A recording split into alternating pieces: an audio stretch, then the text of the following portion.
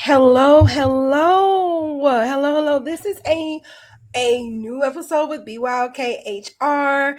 We're in the last episode of Hiring at Every Age, 50 and 60s edition. So first of all, I want to apologize for my tardiness. I know that we normally have our our episodes on Wednesdays, but this week was a little hectic. But I wanted to make sure that we kept up the momentum and that I did some thorough research for the age range of 50s and 60s because the difference between this episode and the others is I have yet to reach 50. So I've been 20, I've been 30, I'm in my 40s. And so I want to make sure that I could actually create some relatable be relatable and make sure that I'm as helpful as possible in this category. So when we did the intro to this series, it was all about, in this age range, I said that you guys are the ones with the knowledge. You're where we want to be. You have the experience, yet there are some people in their 50s and their 60s that are still having a hard time landing a career and landing a job. This is where you are. Oh, that light is killing me. This is where you get creative, right? And so we want to talk about that. And I want to really just focus and hone in on the hurdles that a lot of people in their 50s and their 60s are experiencing, because here's the thing: you have the experience, you have the knowledge, yet why is it so hard to find employment? I don't want to skip to, because I got my notes here, but I don't want to skip and get off subject before a minute, because I feel like every company want to stay sleek and up to date and young and modern, because that's what goes viral. That's what keep these companies relevant. However, with all that sleekness and with all that modern, you need people that know what they're doing, right? That's probably important to a certain degree. So I know I keep changing this.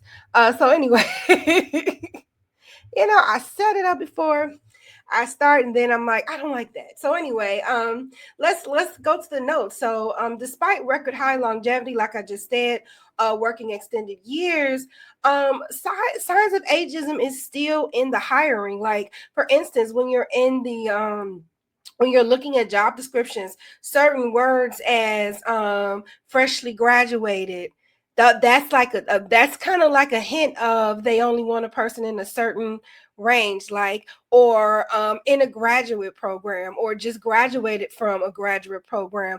Those type of that type of language is very indicative of ageism, and it's like a subtle way of saying, yo, we don't want somebody older than such and such to be in this job. And mostly it's undergrad. I rarely see recently out of graduate, because graduates can be any age, right? They could actually be in their 50s and 60s. So a lot of companies, same for undergrad, but the idea of undergrad is you're in your 20s, right? They want someone younger. And I think another reason why, and this wasn't even in my notes, another reason why there's issues is because if you get somebody that's been in an industry for like 20, 30 years, you can't start them at like no $20 an hour or no $25 an hour.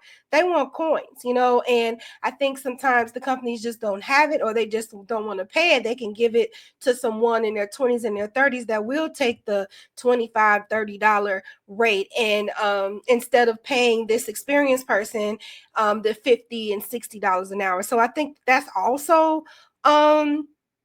a pain point with that. So AARP, which please go to AARP. There's so much valuable information on aarp.com, and I will every source and video in this video will be in the description, so that if you want to look into it more, I really implore you to do so, especially if you're looking for jobs.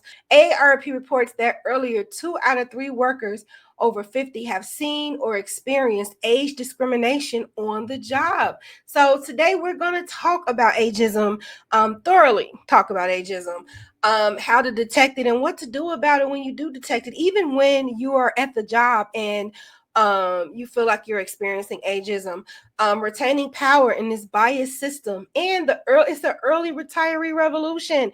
And I'm going to tell you some companies that are actually like age friendly. It's called multi-generational. So there's a lot of multi-generational companies out here that support, that support employees at any age, even down to benefits. So we're going to get into that. And so, all right, let's dive into it.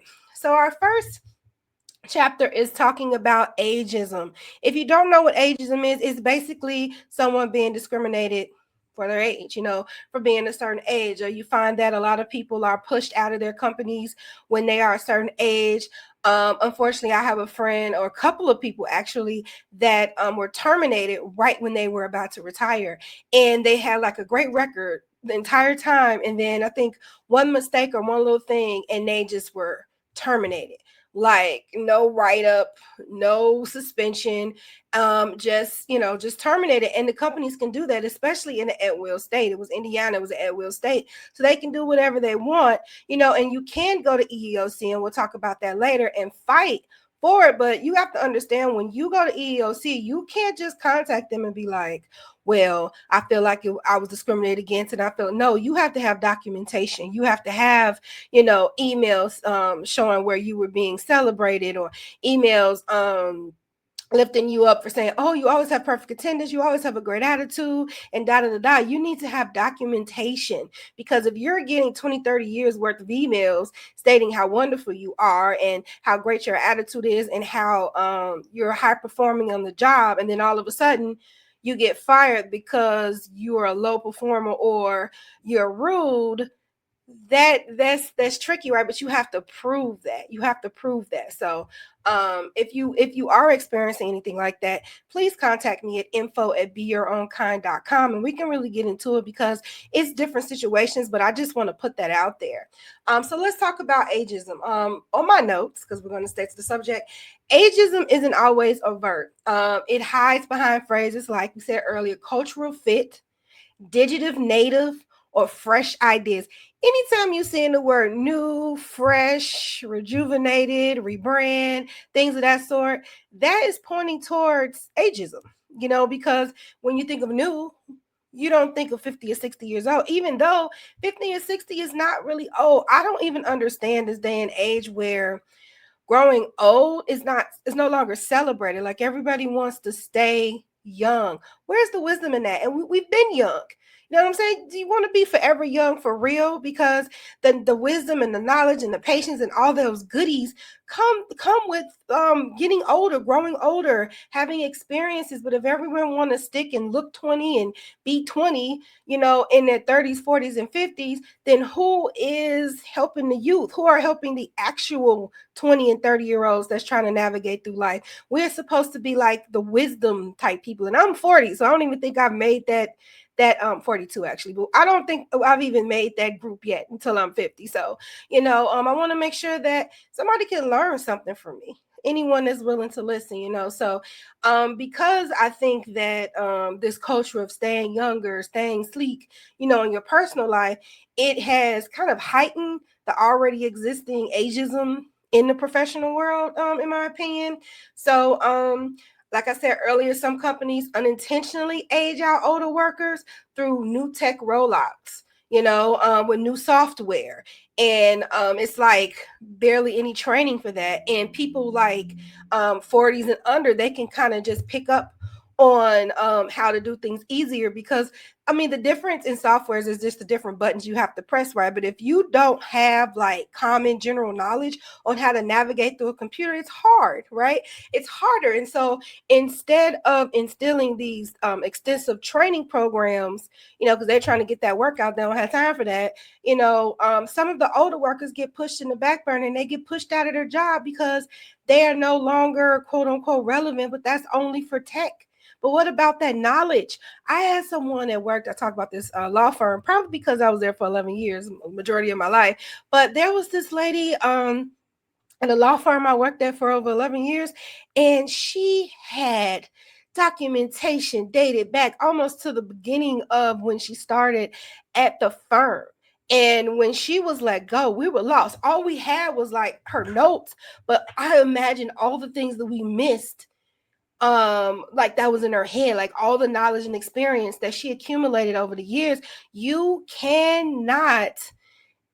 can't out experience. You cannot out knowledge, and without manuals and without someone being trained by them, some companies are left, just hanging on the dangling somewhere, and then sometimes people have to call those people back or pay them to train because they literally don't know what to do without this experienced person. So if you are a company and you want to, stay on top of your tech, make sure that you invest in your older workers and have that training, or have that trainer, available to come to help those workers, because it's one thing to you could teach, you could teach tech, you could teach, updated software, but you can't teach knowledge, you can't teach wisdom. There are some skills that people innately have, and especially if you've been doing something for so long, it's like breathing, it's second nature. And so before you think about pushing out all that wisdom and all that knowledge, see what you can do to invest in your older employees. Not staying on subject, right?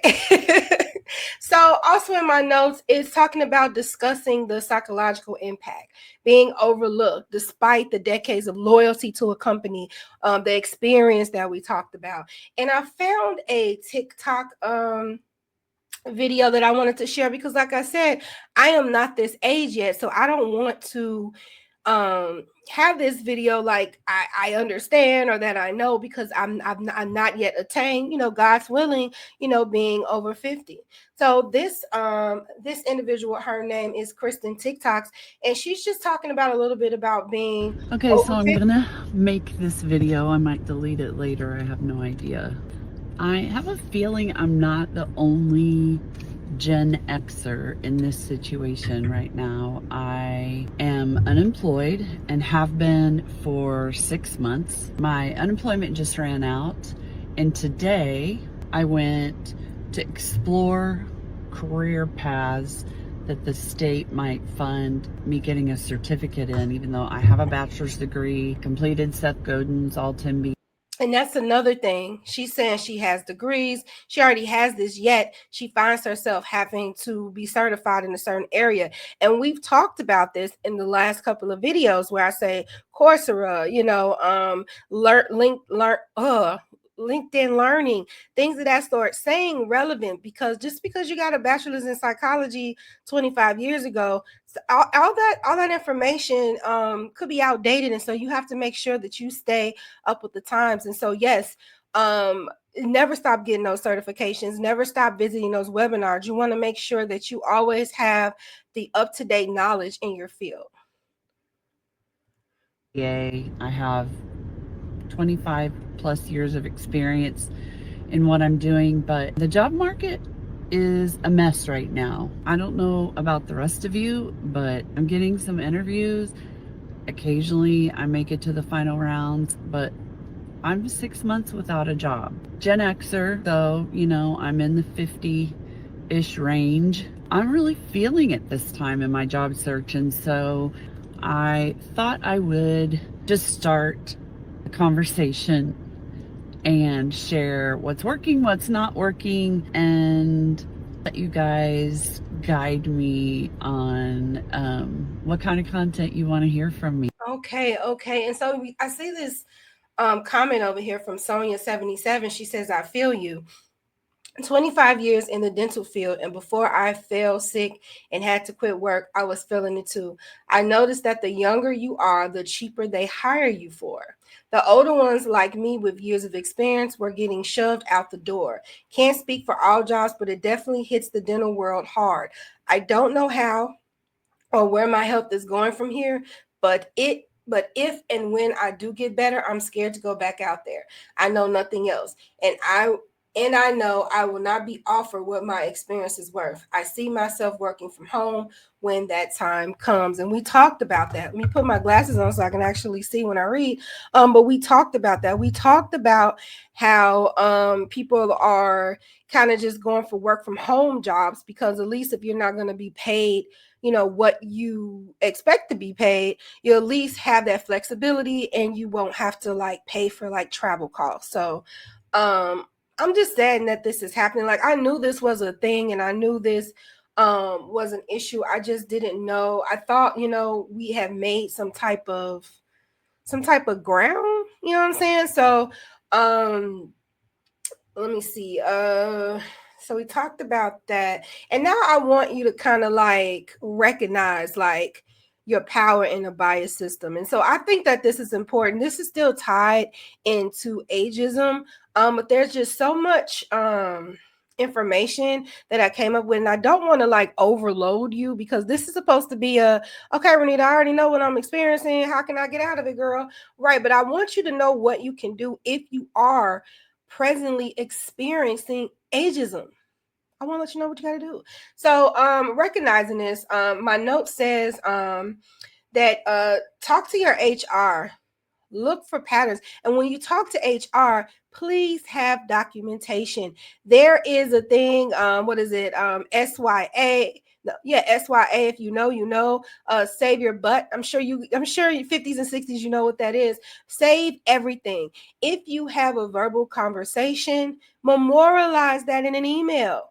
So you always have documentation. Save a folder, you know, and some people would just print it out, have a folder. So if you are fired, you just grab that sucker and go right with you. Some people will email it to their personal email, but sometimes in certain companies, they notice when you're emailing things, you know, outside of their network. And so some people just print. But whatever you do, make sure that you have some documentation of what's going on, you know. So when you go to HR, you know, I know people go to HR and say HR is for the company.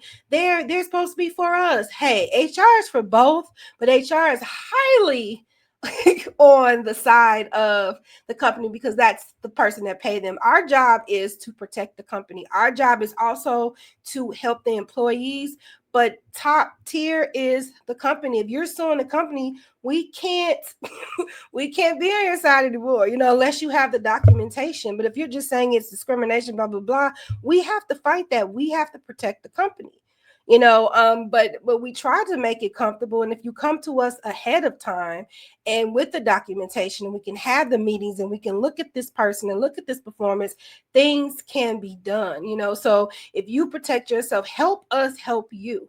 But if we don't have any documentation, if we don't have any proof, there's nothing that we can do, unfortunately, you know. Um, and it says, know your rights under the Age Discrimination in Employment Act of 1967. So that's ADEA acronyms. Like it prohibits discrimination against workers 40 plus. So let's kind of get into a quick overview of the ADEA. That is a load off. And I'll have a link of the actual Employment Act in the description box. But this is just a quick overview of what it is. It protects individuals age 40 and older from workplace discrimination based on age. It prohibits unfair treatment in all aspects of employment, including hiring, firing, pay promotions, and other terms. So they make sure that you have pay equity. They make sure that you are treated fairly amongst, you know, amongst all the other generations.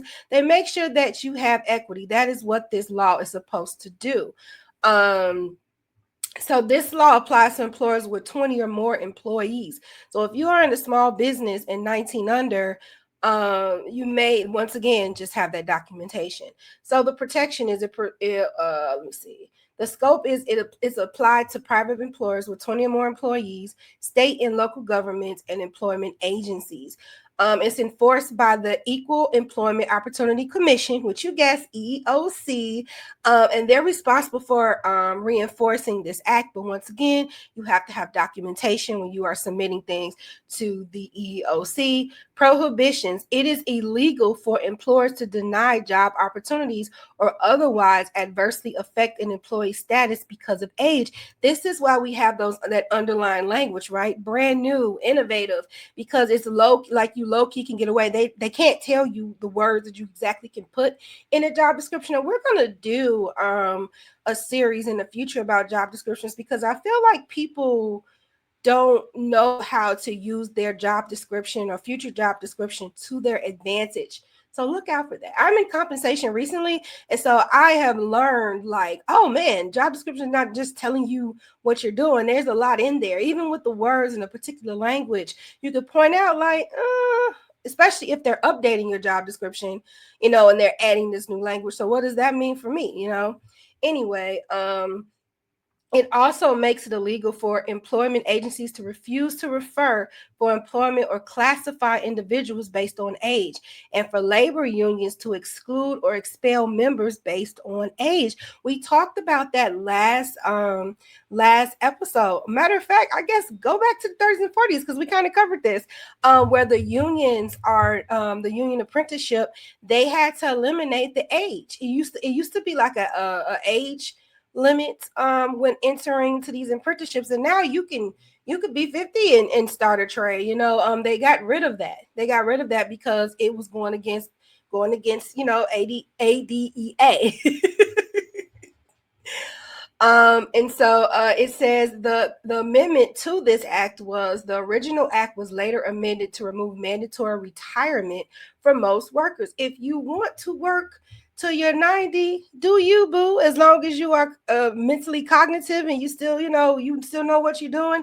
I wouldn't advise it. I feel like after a certain age, you might want to travel or something like that. But if that's what you want to do, then that's what you want to do, and you should be allowed to do so. You know what I'm saying?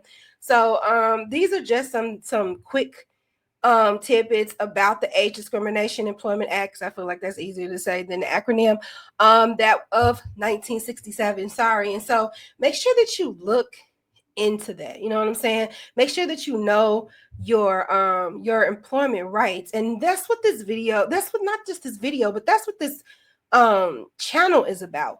Making HR human. It's called human resources. So we're providing resources to humans, but if you are not aware of those resources, how does that benefit you at all, right?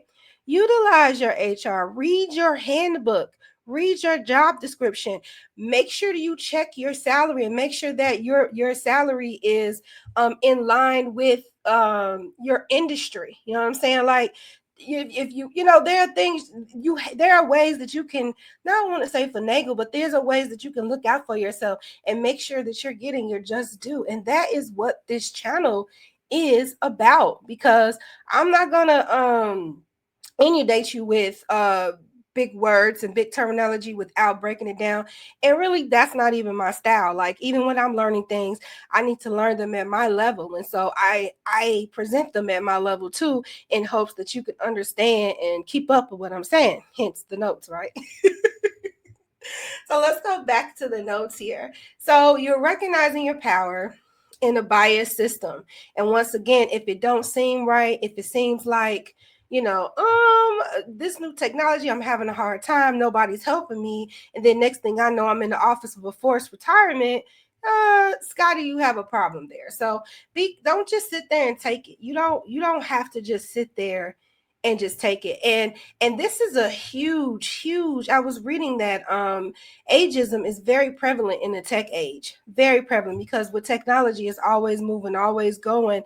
But the people in their 50s and 60s, they know the basics. So it's great to know the add-ons, but if you don't know the basics, what's the point? And if you've been in this field for a long time, really, when you're taking these seminars and obtaining these certifications, it's just adding to the knowledge you already have. It doesn't erase everything else. And so if you've been looking at been in the industry for 20-30 years, you know that industry. You might not know this new information, but you just add that new information to what you already know. So I want to go over some companies that I found where it was pretty prevalent. And we're going to move on into how jobs you can look into and what you can do. So Google, I did not know this is in 2019, that Google ended an age discrimination suit with an $11 million settlement.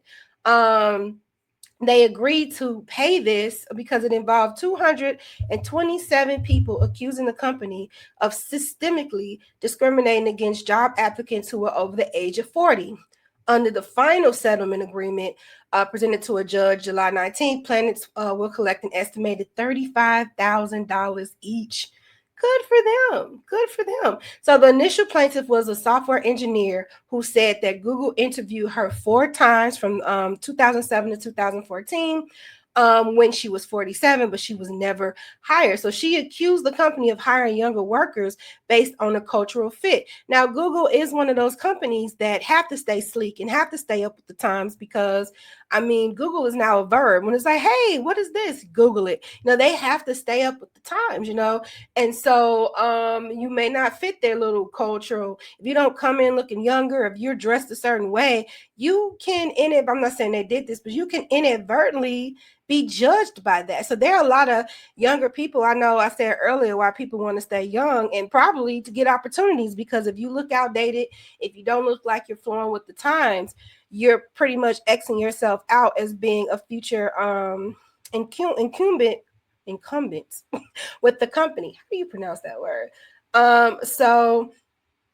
Problematic trend, 11% of employees have experienced ageism on the job. So although age discrimination is illegal, employers still manage to get away with it. In fact, 11% of Americans over age 45 think their age has caused either a past or current employer to treat them unfairly. And it can take different forms and start at any time. And we talked about that earlier. Although most people agree that ageism begins when workers reach their 50s, the survey found, which is why this wasn't talked about in the last video. It can prevent people from being hired and lead to demotions or firings without cause, even when they're so close to retirement. That's the part that's bogus to me. Like, you work all these years, you've been loyal to this company, and they like, we're not paying out your I don't even know what it's called. We're not paying out your retirement. I do know what it's called. Sorry, guys. You're like, how you HR don't know? I know what it's called. Your pension. Let me not discredit myself, right? They don't want to pay out your pension, and so they're like, you know what? We're just gonna fire so and so. That's not fair. You know what I'm saying? But if you have your documentation, you can fight it. Anyway, it can prevent people from being hired and lead to demotions or firings without cause. But there are some steps people can take to fight ageism. So I think, let me see. So I'm going to put this link in the description, because this is actually like helping people, and this is a great tool for helping people that may be experiencing ageism or may have been fired erroneously. So we're going to, I don't want to get into that because I told you some things that you can do, so I don't want to repeat myself, right? All right. So let's get into before we get into what you can do, I saw this very encouraging post on LinkedIn that was so encouraging. And yeah, I'm going to read all of it if you can't see it. This is from Alex P., who is the president of Vibes. Being over 50 and job hunting in this market feels like trying to download your resume onto a floppy disk while everyone else is pitching themselves with dance challenges on TikTok. You've got real world skills, battle tested experience, and receipts that go back to when PowerPoint had a gray background. And yet somehow the job hunt treats you like you're applying with a typewriter and a time machine. You've led teams through market crashes, technology overhauls, and quarterly targets that didn't come with mental health disclaimers. You've been through faxes, pagers, Palm Pilots, Blackberries. Y'all remember them? And you're still here, thriving and applying for jobs where you're told we're looking for someone a little earlier in their career. Translation: Chad with 2 years of experience and a meme folder. And now the process, it's evolved. You don't just submit a resume. You submit a resume, a cover letter, a personality test, 3 professional references, and a blood sample. Then you do a casual Zoom with the hiring panel that looks like a family reunion on mute. They ask you insightful things like what crayon color best represents your leadership style. Meanwhile, you're sitting there thinking, I've launched products, closed $1 million deals, and coached managers who now think I'm overqualified. Let's not even talk about the bots. You make it past the ATs only to get interviewed by an AI program that calls you Casey and ranks you a 3.6 in vibe compatibility. I've seen bread machines make better hiring decisions. And yet you keep showing up. Not because you're desperate, but because you've got value, because you've been through enough career pivots to teach a masterclass on them, because you don't just bring experience, you bring stability, clarity, and wisdom you can't fake on a resume. You're not overqualified. You're overdue for a company that actually gets it. So here's to the 50 plus professionals, the ones still leading, still learning, still applying, still standing despite a job market that sometimes act like experience is a liability. Let them chase buzzwords and Instagrammable work culture. You're here to actually get the job done. And when they finally realize what you bring to the table, they won't just want to hire you, they'll wonder why they didn't do it sooner. And so this is so encouraging. I'm going to put this in the description box because you need to be reminded of who you are, which is why we're about to get into. I'm going to repost this actually. I love this.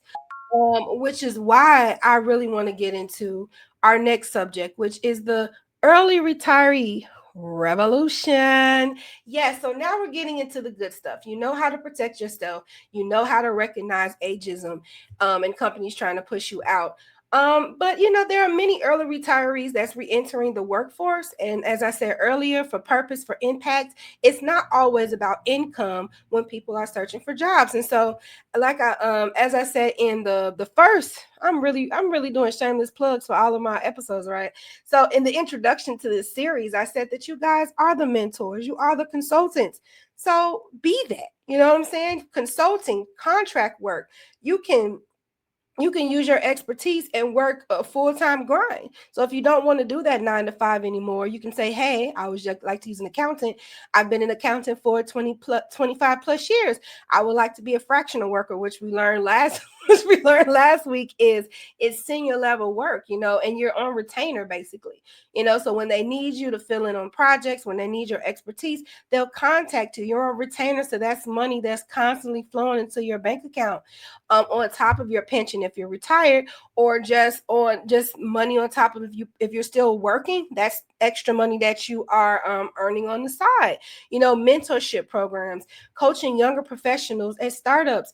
There are so many career building type of nonprofits out there. You can partner with a university, you can partner with community college, you can partner with grade school. It's school everywhere, online school. Use that knowledge to teach. I have a cousin that has been sewing since she was very, very young, and now she is a adjunct instructor at an art like at an art university. She doesn't have like I don't even think she has like a master's or a PhD, but because of her experience, she was able to land that job. She was able to teach and to instruct all the experience and all the highs and lows that she's had within her craft. Passion projects or nonprofit work. If you want to, once again, be a consultant in nonprofit, or just share your information, especially if you have experience with nonprofit work, see if you can be on their board, see if you can have a senior level job there. That way you are still you're serving a purpose and still making sure that your bills are paid, right? Because that's it. Like, comfortability is not just income. Comfortability is mental health, spiritual health, physical health. So you want to make sure at this age that you're doing something that's impactful and also not stressing you out. You know what I'm saying? Part-time or remote roles, bridging retirement with engagement. Once again, there are a lot of work from home jobs. So if you've been working in an industry for such a long time, you can leverage your experience for a work from home job where it's part-time, especially if you are receiving pension, social security, what have you. This can just be extra money that you can receive on the side because you have the experience. Here's the thing, even if industries count you out, don't count you out. Once again, they don't have the knowledge that you have in your brain. They don't know. They don't know what you know. But they need to know what you know in order to keep that company going. So you're a commodity, babe. You're a commodity for sure. So those are just some things that you can do on the side if you want to do it apart from a company. But there are also companies that are doing it right. And we need to highlight those companies. Marriott International, are known for multi-generational hiring. Microsoft and then ARP, which I talked about earlier, they have an employer pledge program and a job board that actively hire people over their 50s. Now, so you may be asking, like, what is the AARP employer pledge program? So many things to try to remember. So basically what that is AARP connects with these companies and they provide them the resources on hiring folks over their 50s. And so they provide a checklist on language to use, language not to use. And these people, these companies have actually pledged to do right by by people over their 50s.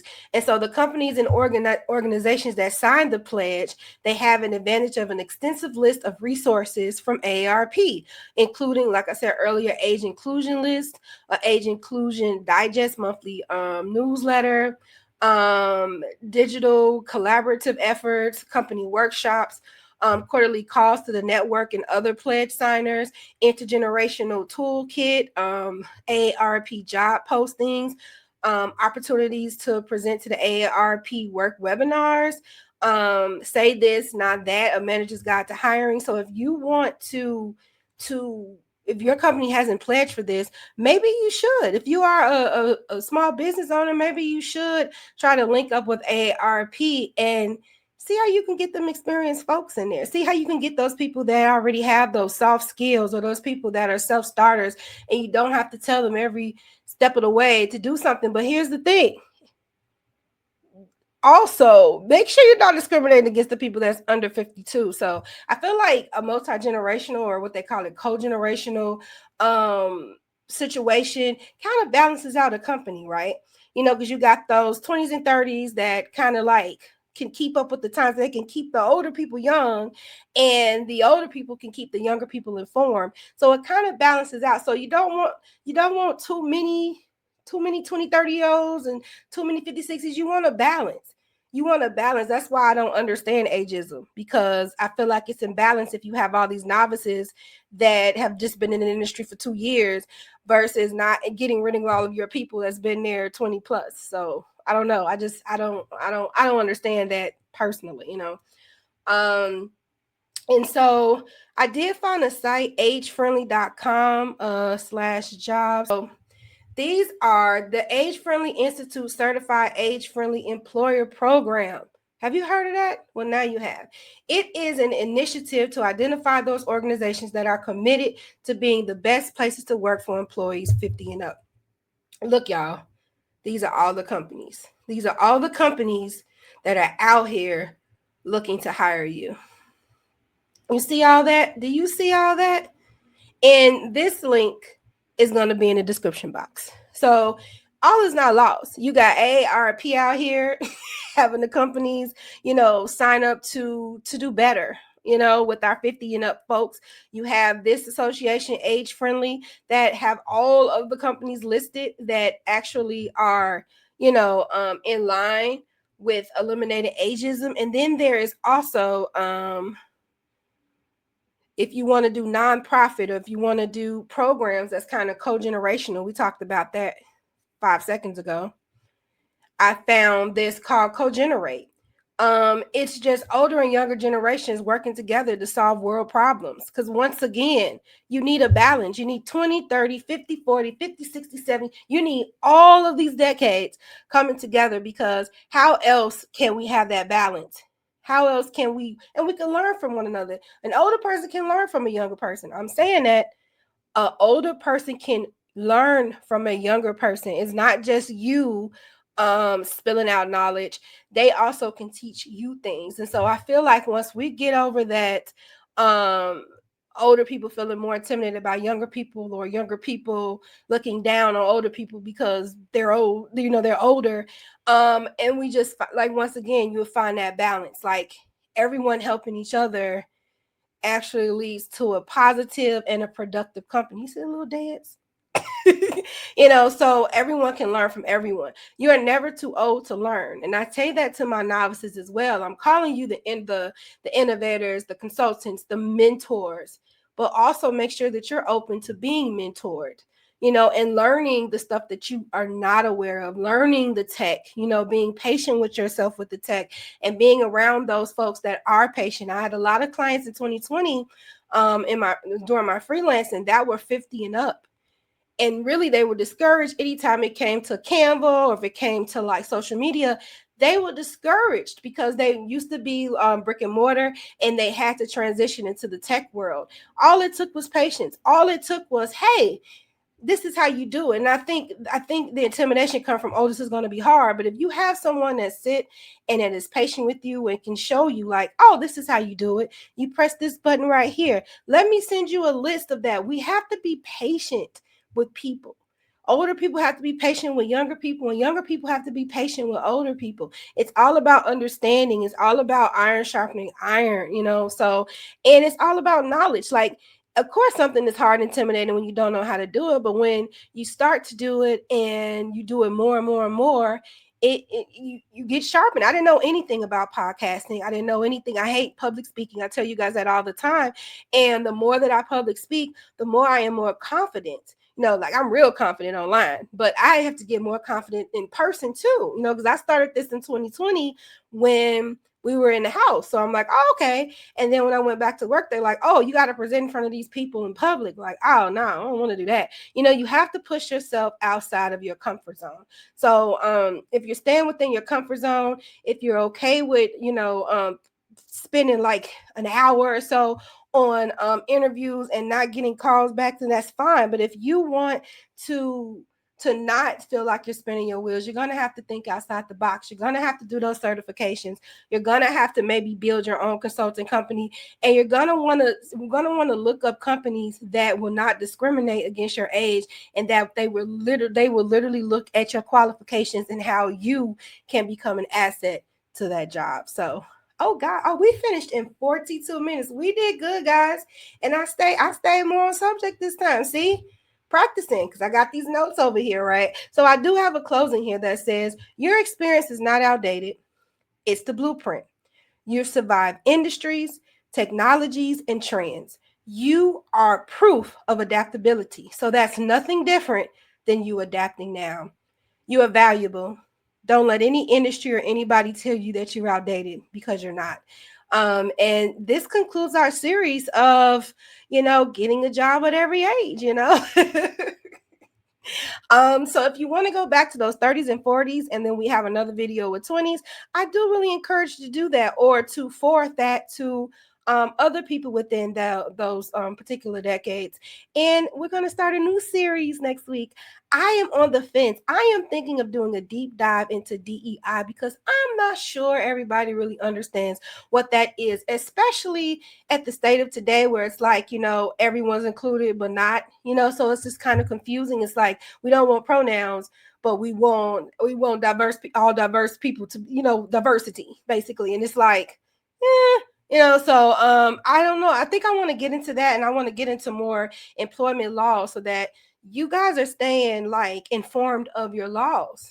You might not even know your employment laws. And so it's good that we might go through that. So I'm thinking about that being the next series, but I guess you'll know next Wednesday. And until next time, remember to own your difference. Own your difference. You are important. You are useful. You are valuable. And always remember that. And until next Wednesday, bye.